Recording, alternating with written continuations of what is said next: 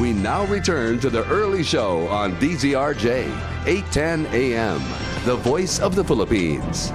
Yes, we're back here in the early show. And of course, with me is attorney Gerry Del Mundo.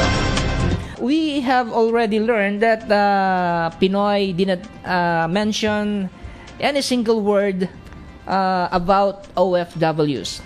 Do you think, attorney, that this non-mentioning of President Pinoy about the welfare of the OFWs is only a concrete manifestation that the Aquino administration has no program about OFWs? I believe that the government and President Aquino has a program for the OFWs. But unfortunately, as you have said, there is no mention about it. Not even one sentence or one word about OFWs were made by the President in his SONA. And that is quite lamentable. And we believe also that it might be that the speechwriter and those who prepare the speech forget the OFWs. There are so many families working abroad as migrants and OFWs among the families of government officials and even in Congress and in the executive and legislative. But really, how come that he did not mention about OFWs? And it might be the blame must be put in the doorstep of the speechwriters. So there is still a scapegoat, huh? Always, all governments must have scapegoats and escape clause. And the poll guys, huh? And the poll guys. What they call poll guys. But as a president, we all know that President Pinoy is always reading his prepared speech every time he go on it. As a matter of fact, he always review it. And sometimes, if the speech that was prepared that looks he don't like it, he will not read it, and he speak his own. So why on that SONA, why he didn't even mention even a single word about OFWs? Since we all know that 12 million OFWs are scattered around the world, and they are the savior of our economy. Yes. So how can you forget that important role that was given by our OFWs? It should be there in the SONA. Yes, I concur. I agree with you have stated.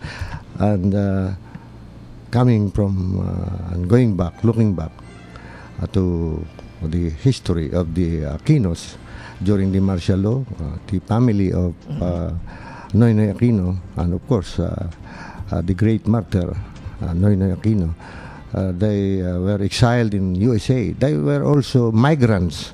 They also suffered the same fate like what is happening now to 12 million Filipinos who are there in strange land with cultural differences, social shock, and all kinds of problems that are happening in everyday life of each and every 12 million migrants. But it so happened that he is there in Boston and he stayed many years in the families. Yes. But why did he really forget this important sector in our Philippine economy and in the life of our nation? There is no barangay, no sitio, no town, no cities, and no provinces without that have no without OFWs. Yes. You're and right. yesterday, mind you, it is the World Day. The entire world celebrated the Migrants' Day. Of course, the Egyptians, the Tunisians, the Indians, the Mexicans, and the Chinese, they celebrated the Migrants' Day. And I thought that this is history in the making.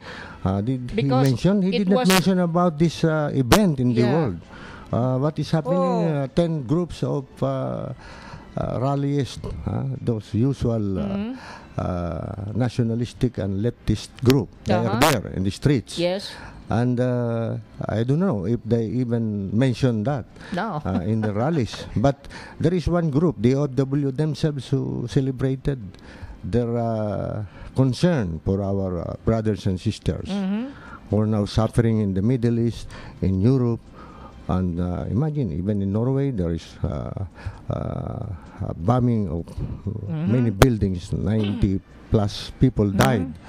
And it might be that there is one Filipino there. Yes. And if we remember, Filipinos in Jeddah, in the Kandahar Bridge, they are living there before. I don't know if they were already repatriated back. And many Filipinos in Dubai and Abu Dhabi, and also in Afghanistan, Iraq, they are still there now. Although the program of the U.S. government and the Philippine government on human trafficking is very pronounced. But what's happening, we have so many Filipinos working illegally in those dangerous places of employment. Afghanistan, Iraq, and now in the Middle East, because of the civil riots, revolution, and violent upheavals in these countries, where Filipinos are exposed to all kinds of dangers and risks and hazards. But our government, through the speech, did not mention about this. That the government will use all its power under the Constitution, because the Constitution, 1987, and framed during the time of President Cory Aquino. His mother. For the first time, the OFWs are recognized in the Constitution, not in the Constitution of Macarius Sakay, who was a revolutionary, and not in the Constitution of the Jones Law of 1916, not in the Constitution of 1935 of President Quezon, and the Constitution in 1946, or rather the Constitution during the time of President Marcos, 1973, and the 1987 Constitution. It's only in the 19th Constitution that the framers of the Constitution, the founders, emphasizes that the state shall afford full protection to labor, local and overseas, organized and unorganized, and promote full employment and equality of employment opportunities for all. This is one of the important provisions of the Constitution, the labor protection and the security of their employment. And of course, they should be treated equally and given due course or due process in all their plight. Whatever problems they have, they should be helped. They should be helped by the government. You have said it right, Attorney, no? Because this Migrant Day is a international event, and mind you, everybody in the world may be watching and listening to the SONA of President Pinoy Aquino. And now, on the local scene, he did not even mention the Migrant International Day. Yes. It's very lamentable, Attorney. So this means one of the negligence of this administration, negligence for the important sector of our society. Yeah, we will pursue this problem and lay the blame to the speechwriters. Still a fall guy, Attorney. So still there is still a scapegoat, Yeah.